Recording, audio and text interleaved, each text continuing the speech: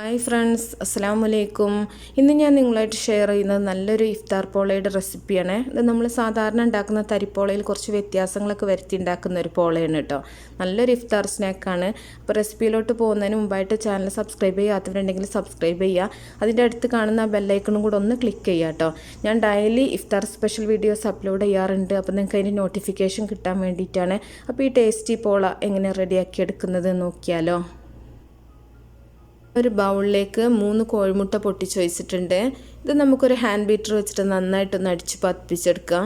ഇപ്പോൾ ബീറ്റർ ഇല്ലാത്തവരാണെന്നുണ്ടെങ്കിൽ ഒരു വിസ്ക് വെച്ചിട്ട് നന്നായിട്ടൊന്ന് പതിപ്പിച്ചെടുത്താൽ മതി. മിക്സിയിലിട്ടിട്ട് ചെയ്യരുത് കേട്ടോ, മിക്സിയിലിട്ട് ചെയ്താൽ ശരിയാവില്ല. ഇപ്പോൾ വിസ്ക് വെച്ചിട്ടാണെങ്കിൽ നന്നായിട്ട് കുറച്ച് സമയം എടുത്തിട്ട് നമ്മൾക്ക് പതിപ്പിച്ചെടുക്കാൻ പറ്റും. അപ്പോൾ റൂം ടെമ്പറേച്ചറിലുള്ള മുട്ട തന്നെ എടുക്കുക കേട്ടോ, തണുത്ത മുട്ട എടുക്കരുത്. ഇനി ഇതിലേക്ക് നമുക്ക് ഓരോ ഇൻഗ്രീഡിയൻസ് ആയിട്ട് ചേർത്ത് കൊടുക്കാം. ഇതിലേക്കൊരു നുള്ള് ഉപ്പിട്ട് കൊടുക്കുന്നുണ്ട്. ഒരുപാട് കൂടി പോകരുത് കേട്ടോ, കുറച്ചിട്ട് കൊടുത്താൽ മതി. ഇനി അതുപോലെ തന്നെ 1 ടീസ്പൂൺ ഏലക്കാപ്പൊടിയും കൂടെ ചേർക്കുന്നുണ്ട്. ഏലക്കയും പഞ്ചസാരയും കൂടെ പൊടിച്ചെടുത്തിട്ടുള്ളതാണ് കേട്ടോ അത്. ഇപ്പോൾ 1 ടീസ്പൂൺ ടു 1.5 ടീസ്പൂണൊക്കെ നിങ്ങളുടെ ഫ്ലേവറിനനുസരിച്ചിട്ട് നിങ്ങൾക്ക് ചേർത്ത് കൊടുക്കാം.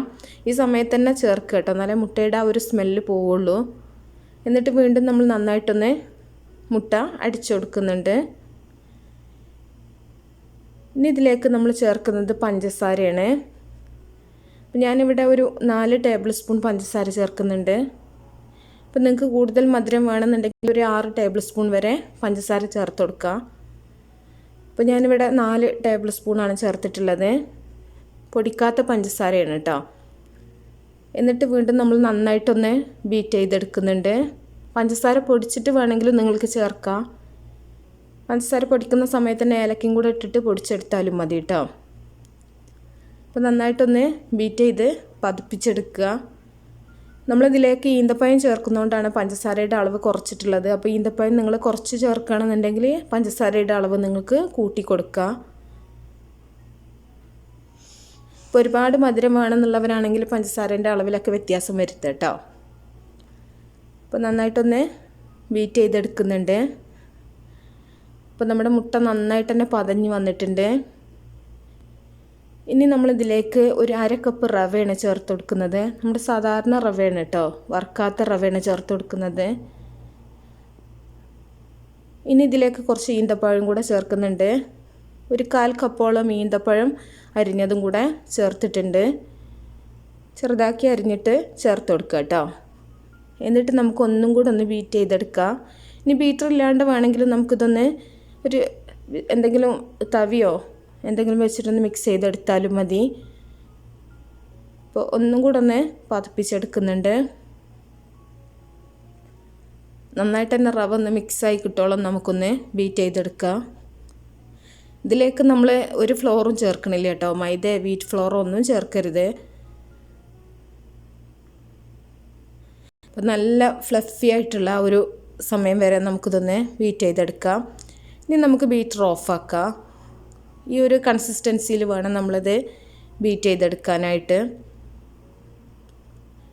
ഇപ്പോൾ നമ്മുടെ ബാറ്റർ ഇവിടെ റെഡി ആയിട്ടുണ്ട്.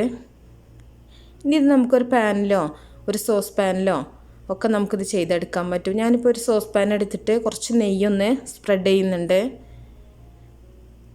ഒന്ന് നെയ്യ് എല്ലാ ഭാഗത്തേക്കൊന്ന് ആക്കി കൊടുക്കാം. നെയ്യോ ബട്ടറോ നിങ്ങൾക്ക് തേച്ച് കൊടുക്കാം കേട്ടോ.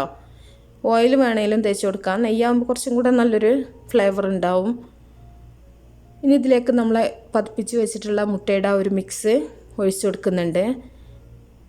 അപ്പോൾ ഞാൻ സോസ് പാൻ എടുത്തിട്ടുള്ളത് കുറച്ച് ഹൈറ്റ് കിട്ടാൻ വേണ്ടിയിട്ടാണ്. പാനിലാകുമ്പോൾ കുറച്ചും കൂടെ പരന്നാണല്ലോ കിടക്കുക. അപ്പോൾ അതൊക്കെ നിങ്ങളുടെ ഇഷ്ടത്തിനനുസരിച്ച് നിങ്ങളെടുത്താൽ മതി. അപ്പോൾ ഫുള്ളായിട്ട് ഒഴിക്കരുത് കേട്ടോ, കുറച്ച് പൊങ്ങി വരാനുണ്ടാവും. അപ്പോൾ അതിനനുസരിച്ചിട്ട് വേണം നമ്മൾ ബാറ്റർ ഒഴിച്ച് കൊടുക്കാനായിട്ട്. അപ്പോൾ ഞാനെടുത്ത പാത്രം തന്നെ കുറച്ച് ചെറുതാണ്. കുറച്ചും കൂടെ ഗ്യാപ്പുള്ളതാണെങ്കിൽ കുറച്ചും കൂടെ നല്ലതാണ്. ഇനി ഞാനൊരു ദോശക്കല്ല് ചൂടാക്കിയിട്ടുണ്ട്. അതിന് മുകളിലാണ് ഇത് വെച്ച് കൊടുക്കുന്നത്. ഒരു തവയോ ഒരു പാനോ ഏതെങ്കിലും ഒന്ന് ചൂടാക്കിയിട്ട് അതിൻ്റെ മുകളിലായിട്ട് വെച്ച് കൊടുക്കുക. ഡയറക്റ്റ് ഫ്ലെയിമിൽ വെക്കരുത് കേട്ടോ, അടി പെട്ടെന്ന് തന്നെ കരിഞ്ഞു പോവും. ഇത് നമുക്ക് അടച്ച് വെച്ചിട്ട് ഒരു 25 മിനിറ്റെങ്കിലും നമ്മളിത് ചെറിയ തീയിലിട്ടിട്ട് വേവിച്ചെടുക്കണം. ഒരു 25 മിനിറ്റ്സ് കൊണ്ട് തന്നെ അത് റെഡി ആവുന്നുണ്ട് കേട്ടോ. പാനിലാണെങ്കിൽ കുറച്ചും കൂടെ ഒരു 20 മിനിറ്റ് കൊണ്ടൊക്കെ റെഡിയാവുമെന്നാണ് തോന്നുന്നത്. അപ്പോൾ നന്നായിട്ട് പൊങ്ങി വരുന്ന സമയത്ത് കുറച്ച് ഈന്തപ്പഴം കഷ്ണങ്ങളാക്കിയത് അതിന് മുകളിലായിട്ട് ഇട്ട് കൊടുക്കുന്നുണ്ട്. ഇനി അണ്ടിപ്പരിപ്പോ ബദാമോ മുന്തിരിയോ എന്ത് വേണമെങ്കിലും നിങ്ങൾക്ക് ഇതിൻ്റെ മുകളിലായിട്ട് ഇട്ട് കൊടുക്കാം. ഞാൻ കുറച്ച് ബദാമും കൂടെ ഇട്ട് കൊടുത്തിട്ടുണ്ടായിരുന്നു. ഇപ്പോൾ ഒരു 25 മിനിറ്റിന് ശേഷം നമ്മുടെ പോള ഇവിടെ റെഡി ആയിട്ടുണ്ട്. നമുക്കൊന്ന് കുത്തി നോക്കട്ടോ, വെന്തിട്ടുണ്ടോ ഇല്ലേന്ന് അറിയാൻ വേണ്ടിയിട്ടാണ്. അപ്പോൾ നല്ല വേവായിട്ടുണ്ട്. അപ്പോൾ ഞാനത് റീമോൾഡ് ചെയ്തിട്ടുണ്ട്. തണുത്തതിന് ശേഷം റീമോൾഡ് ചെയ്യാം കേട്ടോ. നല്ല സോഫ്റ്റ് ആയിട്ടുള്ള നല്ലൊരു ഇഫ്താർ പോളയാണ്. വളരെ ഈസി ആയിട്ട് ഉണ്ടാക്കാനും പറ്റും. അപ്പോൾ ഇത് ഈന്തപ്പഴമൊക്കെ ചേർക്കുന്നതുകൊണ്ട് തന്നെ നല്ല ടേസ്റ്റാണ്. അതുപോലെ തന്നെ നല്ല ഹെൽത്തി ആയിട്ടുള്ളൊരു പോളയും കൂടിയാണ് കേട്ടോ അത്. ഇതിൽ നിങ്ങൾക്ക് പഞ്ചസാര വേണമെന്നുണ്ടെങ്കിൽ കുറച്ച് ശർക്കര ചേർത്താലും ഇത് നല്ല ടേസ്റ്റ് ഉണ്ടാവും. അപ്പോൾ നിങ്ങൾ ഉണ്ടാക്കി നോക്കിയിട്ട് നിങ്ങളുടെ അഭിപ്രായങ്ങളൊക്കെ അറിയിക്കുക. അപ്പോൾ ഇഷ്ടപ്പെട്ടാൽ ലൈക്ക് ചെയ്യാനും ഷെയർ ചെയ്യാനും മറക്കരുത്. അപ്പോൾ നല്ല റെസിപ്പികളൊക്കെ ആയിട്ട് ഇൻഷാ അല്ലാഹ് നമുക്ക് അടുത്തൊരു വീഡിയോയിൽ കാണാം. ഓക്കേ.